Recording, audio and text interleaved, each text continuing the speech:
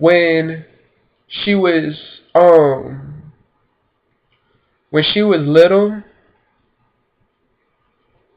like very little, he started doing that to my baby's mother's sister when she was like, I think she said at the age of between 12 and 13, 13 and 14, which he started doing that to my baby's mother between the ages of 11 and 12, which is the reason why she went and tried to do something with some other dude to cover it up. She felt like she has major issues after going through that whole being raped experience. And she's now super sex obsessed. I guess she has what a lot of people call daddy issues or something like that because of her past experience. In which I've been there for a lot of people. Plenty of people have come and told me their stories. I hate the fact that almost every female in my life has either been raped or molested or something along them lines. And I don't really get along with males at all for the simple fact that I really know how their mind works and just a bunch of things. And I'm a very good judge of character. Like, whenever I go around and see a person, I can spend like a day with them and then give them a scenario, and pretty much tell them exactly what they would do in this scenario. And like, I'd say about 8 or 9 out of 10 times, I'd be right. Majority of the time, I've always been told I was right. And it's just crazy. I really, for the longest, I've always wanted to go to school to be an architect, major in architecture, minor in automotives. That way I could build and work on cars for my family, repair them and everything, and build really good, safe cars for them. The architecture part was I've always been good at drawing. I've always loved like building things. I've been great at math. So if I was a really good architect, then I'd be getting paid enough that I could easily draw one person's house and be making so much money I could go ahead and get my house built the way I want it. Then I'd have the cars that I'd want for my family and everything, good and safe, enjoyable cars. And then I wanted to go back into school for culinary because ever since I was little, I've always been very good at cooking. I'd smell the seasonings. I knew how baking versus broiling versus grilling, different things like that would turn out to make the food. I could smell it, and I had very good imagination where like I could tell if I threw some seasoning on something and marinated it, then let it boil for a little while, then seared it or flambéed it or whatever, exactly what type of taste it would come out as.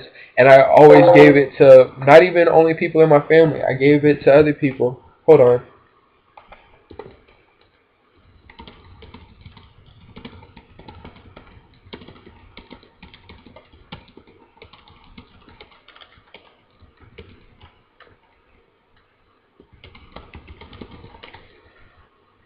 Um.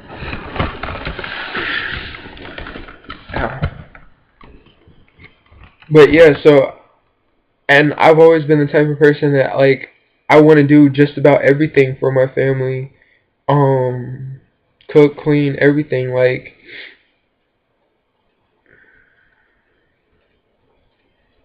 I've always been good at teaching. I've taught plenty of my classes because you know how I was saying that the teachers be like, every time I used to get in trouble because the students would get quiet. And when the students would get quiet, I'd be talking, and the teacher would be like, well, since you got so much to say, come up to the front of the class and teach it then or whatever. I've taught plenty of my math classes.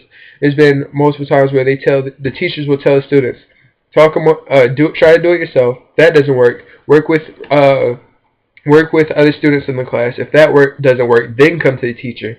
Majority of the time, the kids would come straight to me to have me explain it to them. I didn't give them the answer. I had showed them how to figure out the answers for themselves.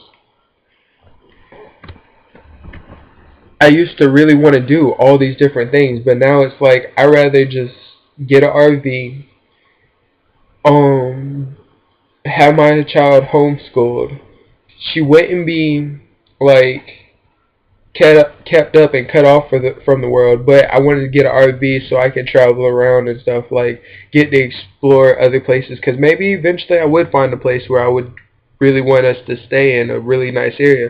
Because I really like this whole thing I felt while I was out in Vegas.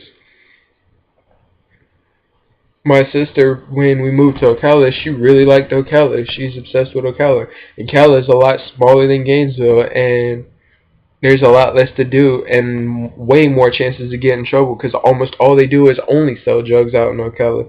I couldn't stand staying out in Ocala.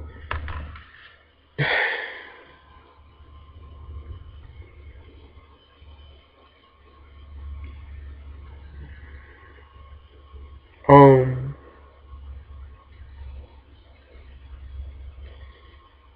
like I said, also, I've been like, I guess retreating, not really retreating, just drawn back from the world of being around a lot of people and stuff.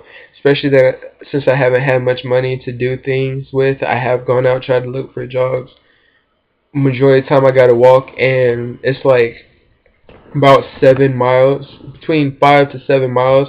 In which back when before we went to Vegas, I used to make that walk like every day, right after school and at night, to walk to my baby's mother's house and from my baby's mother's house to go over there, help her out with cooking, help her whole family out. I used to help clean, um, bring in groceries, do just about anything they asked.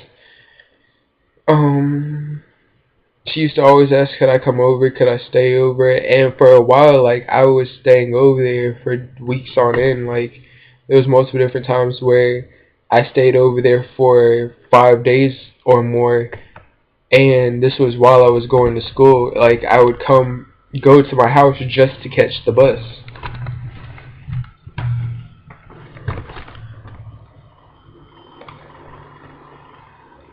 My laptop's starting to burn up. But, yeah, I have a super solid case, like, working in my favor. There's only, like, the one bad thing out of the entire thing is people, when they go to court, yeah, they say that you have to look at every single thing individually, but being that this is one case with 4 charges of different stuff, they're not going to look at it individually. They're going to sit there and look at it and be like, okay, well, if he actually did do this one thing, then he must have done the other stuff. Or they'll be like iffy on it and not completely sure. Well, I know that it's only got to be unanimous if it was a death thing, which no death happened in this. But it's jacked up how, like, the only thing that they could possibly persuade them is the one thing where it says I put my baby's mother in a neck brace, and then the cop said I did that too, which I didn't. She also told my grandma at one point that I put my arm around her, like I had put my arm across her chest and was holding onto her shoulder. My hand wasn't right up under her neck. But then she told my aunt that I never did anything. I didn't do that or none of that stuff. The only time that anything like that could have happened was, like I said, when I extended my hand down to pull her up. I didn't pull her up under her neck or nothing like that. I had reached down, reached for her hand, pulled her hand up, and then reached my hand up under her arm and went to help lift her up. But that was it.